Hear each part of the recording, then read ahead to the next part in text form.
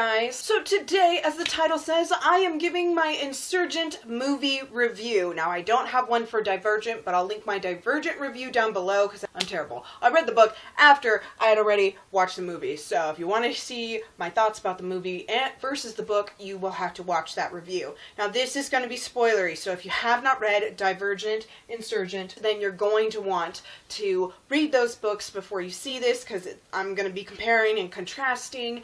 If, however, you've read the books but you haven't seen the movie, and so you don't want me to go into details about what happens in the movie, I will link down in the doobly-doo a Lizzie Books video where she gives a non-spoilery review that I watched before I saw the movie. This was a birthday gift from my best friend LA Knight's mother. Thank you very much, Mrs. MD, for taking me, Raven, and Megan, all who had our birthdays very close together, to go see the movie as birthday gifts. That was a load of fun to get to see it together. Now, I don't have any notes, so if I seem a little scatterbrained, it's because I have been trying to write notes for like 3 or 4 days, and I can't do it. It's not happening. I love the movie. I really, really like the movie.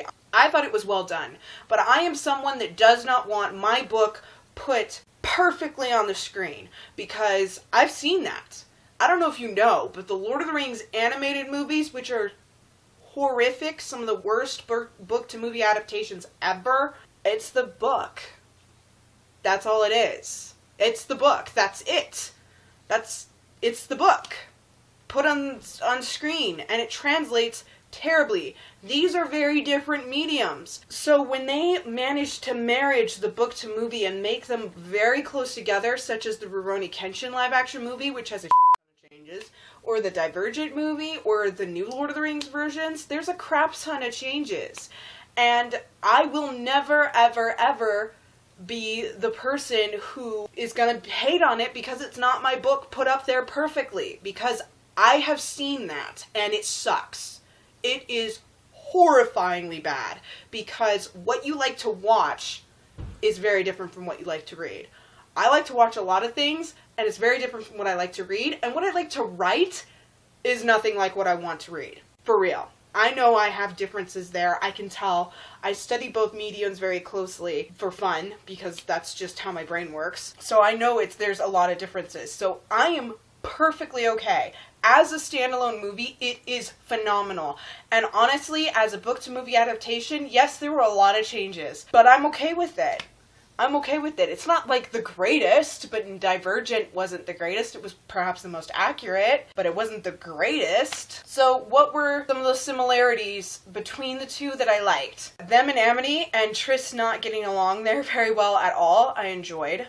I loved Peter's development. That's exactly what happened in the book. Not perhaps in exactly the same way, but basically she spares his life and he can't get it out of his head because it's so not him. He's so taken aback by it that he saves her life and he gets her out of there. He's the one who gets Triss out of the building. Ends up kind of being a hero and showing that Peter has these conflictions, which we see come to a head in Allegiant. They kept that in perfectly. Triss having difficulties with what her actions were. Not in the same way, but the nightmares are accurate, and that guilt that affects her and the anger and rage that she has all the time, that's perfect. And overall, a lot of the plot is the same. But then there's those huge changes. The biggest change is the box. What is the box? And I heard Veronica Roth say the box is a bunch of my ideas squished into one to cut back on time. It shows them experimenting on Triss, them learning about Divergence, them trying to overcome Divergence while having the secret and all these lies and misunderstandings that are going on, as well as what the actual message was, minus that it was one of Triss's ancestors who made the message. I'm sorry if I'm talking through my nose. My nose is kind of stuffy on this side. While that was very different, I liked it. One of the best things that I liked is it's futuristic. This is hundreds of years in the future.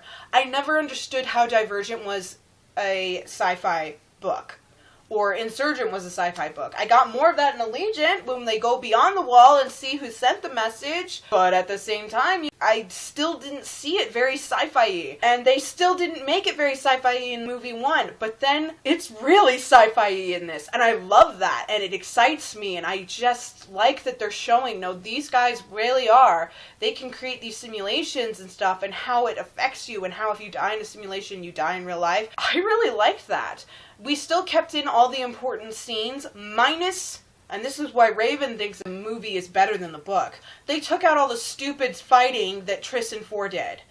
It was so stupid in the book, and it detracted from the book, and it took us away from the main storyline, is that they fought over every little thing. Did they still have issues?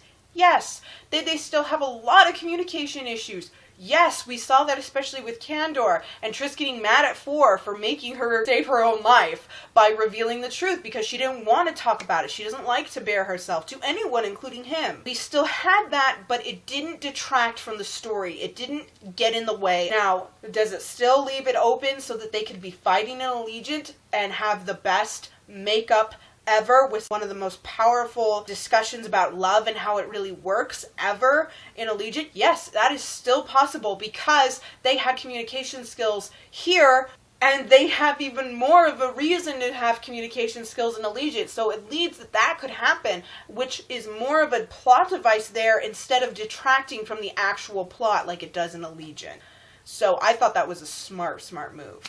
I like that they kept in what happened between Triss and Caleb. They show why Caleb made the decisions that he did. He really does believe in the faction system. He really did just believe 100% what Dranine told him. He completely fell for it, fell into these lies.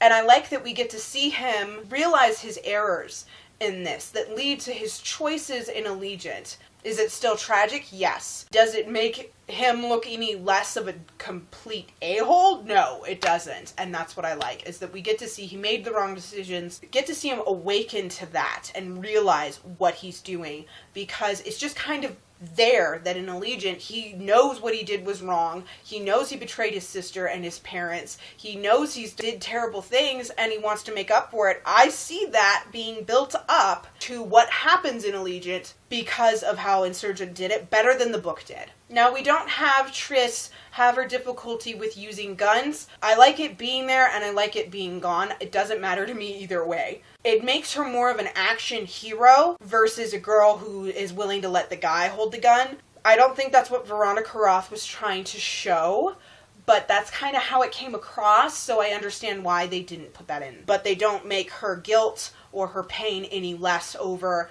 her killing Will, her mother dying, and her guilt over that. Again, just like in Divergent, I really wish that we had Uriah. He was a great character. I'm sad that he isn't in any of the movies, because what happens to him in Allegiant is a really big thing. I'm trying not to spoil Allegiant for y'all who haven't read it, because I know Raven hasn't read it. It's just sad that we don't get to have him and have that plot device in Allegiant with what happens between Triss and Four. I like that we see that Four kind of steps up to being the leader because he's like the only leader left. Instead of him having to attack his father, instead he just leaves him. And I like that this time Four is the one who doesn't trust her. They had to change that in order for it to work. Instead of him being 6 months before he turned 16, it was 6 months from the beginning of Divergent. Actually, no, 6 months from Insurgent. So it just happened that he found out about his mom. No, he doesn't trust her. No, he won't trust her. So all in all, I would give this a 4 out of 5 stars for a movie. I definitely recommend you go see it, but there's a lot of differences, and I'm fine with that. I don't view books and movies as the same thing. That's why I was shocked Divergent was so accurate to it, with very minimal changes. So all these big changes that happened in Insurgent, I thought they were for the better in most cases. I thought it made the movie more enjoyable. It made it flow well. It cut back on time. The worst thing you want is a choppy movie. I've seen choppy movies, like the Lord of the Rings movies. Painful, man. Painful. Alright, thank you guys so much for watching. Please give this video a thumbs up if you enjoyed it. Subscribe to see more every Friday. It's a book review. Good luck with your reading, and I'll see you in the next video. Bye!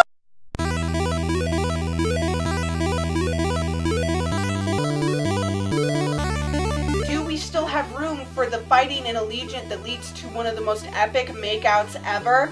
Makeouts. What? What? That's not what happens.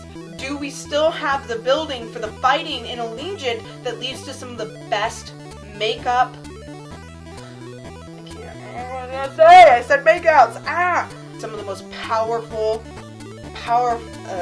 They kept in exactly what happened between.